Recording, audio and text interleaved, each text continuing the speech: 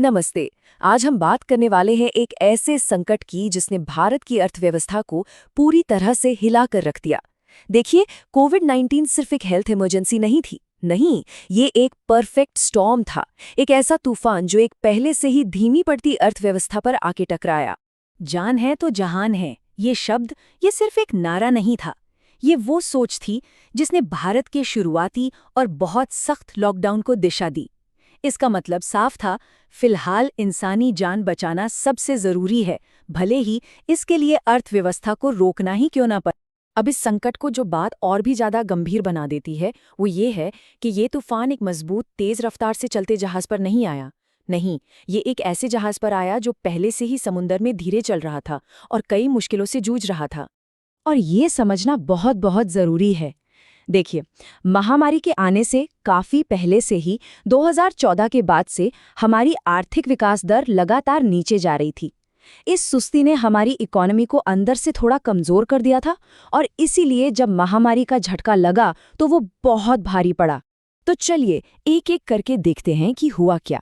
सबसे पहले बात करते हैं उस सेक्टर की जो हमारी अर्थव्यवस्था की नींव है, एग्रीकल्चर। देखते हैं कि लॉकडाउन ने देश की इस कृषि रीढ़ को कैसे प्रभावित किया। जरा सोचिए वो मंजर। एक दिन अचानक पूरे देश में पहिए थम गए।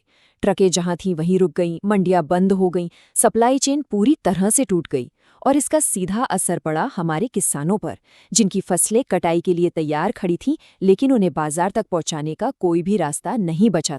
और ये असर कितना गहरा और चौतरफा था वो यहाँ साफ दिखता है। गेहूं और दाल जैसी रबी की फसलें खेतों में ही फंसी रह गई। चाय का एक्सपोर्ट 8% तक गिर गया।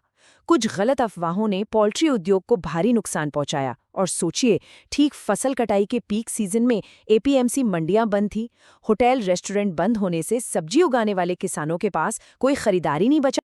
ये जो चार्ट है ना, ये आंकड़ों में एक दर्दनाक कहानी बयां कर रहा है। आप देखिए, पहली लहर के दौरान कृषि आय में 8.5% की बढ़त हुई थी, लेकिन दूसरी लहर आते आते ये ग्रोथ घटकर सिर्फ 2.9% रह गई। ये सीधी गिरावट दिखाती है कि किसानों की हालत कितनी तेजी से बिगड़ रही। अच्छा, एग्रीकल्चर के बाद अब रुख करते हैं इंडस्ट्री का। उद्योगों को तो कह सकते हैं कि दोहरा झटका लगा। एक तरफ तो लॉकडाउन की वजह से प्रोडक्शन रुक गया और दूसरी तरफ सप्लाई चेन पूरी तरह से बिखर गई। और यहीं पर लॉकडाउन ने हमारी एक बहुत बड़ी, कह सकते हैं कि एक छिपी हुई कमजोरी को सबके सामने ला दिया। वो कमजोरी थी हमारी आयात पर निर्भरता, खासकर चीन पर। जब चीन में सब कुछ बंद हुआ तो उसका असर ये हुआ कि यहाँ भारत में कारखानों की मशीनें भी खामोश होने लगी, क्योंकि कच्चा माल आना बंद हो गया था। अब इसका एक जीता जागता उदाहरण देखें। भारत को दुनिया की फार्मेसी कहा जाता है ना? लेकिन मजे की बात यह है कि दवा बनाने के लिए जो सबसे जरूरी कच्चा माल होता है, जिसे एपीआईज कहते हैं, उसका 70% हिस्सा हम चीन से मंगाते हैं। इस एक तरफा निर्भरता ने हमारे पूरे दवा उद्योग को एक बहुत बड़े खतरे में डाल दिया था। और ये कहानी सिर्फ फार्मा सेक्टर तक ही सीमित नहीं थी। कपड़ा उद्योग में इस्तेमाल होने वाले रंग यानी डाई स्टफ बनाने वाली इंडस्ट्री भी बुरी तरह प्रभावित हुई।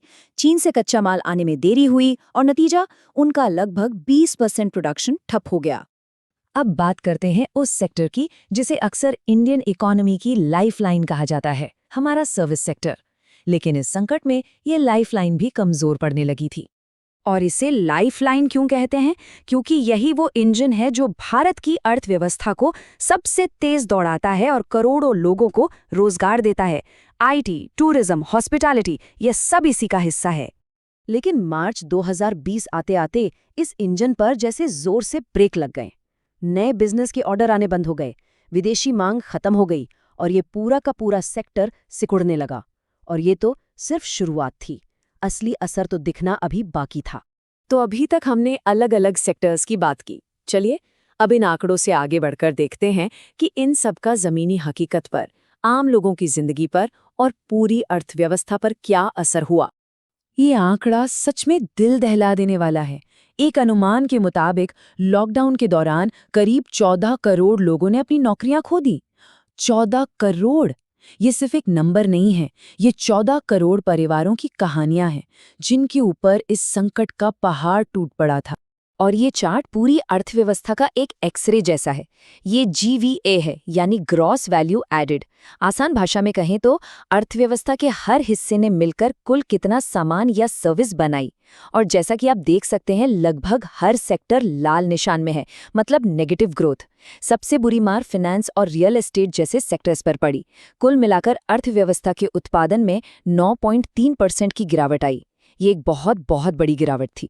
इस हालात की गंभीरता को भारतीय रिजर्व बैंक के पूर्व गवर्नर रघुराम राजन ने इन शब्दों में बयां किया था। उन्होंने इसे आज़ादी के बाद भारत का सबसे बड़ा आपातकाल कहा। इससे अंदाजा लगाया जा सकता है कि स्थिति कितनी गंभीर थी।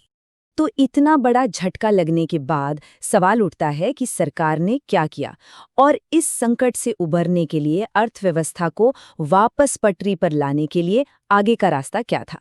चलिए देखते हैं। सरकार की सोच में जो बदलाव आया वो इन दो नारों में साफ झलकता है। मार्च में सारी प्राथमिकता थी जान है तो जहान है, लेकिन सिर्फ 1 महीने के अंदर ही अप्रैल में ये बदलकर जान भी जहान भी हो गया। मतलब अब ये साफ हो गया था कि जान बचाने के साथ साथ लोगों की रोज रोटी यानी आजीविका को भी बचाना होगा।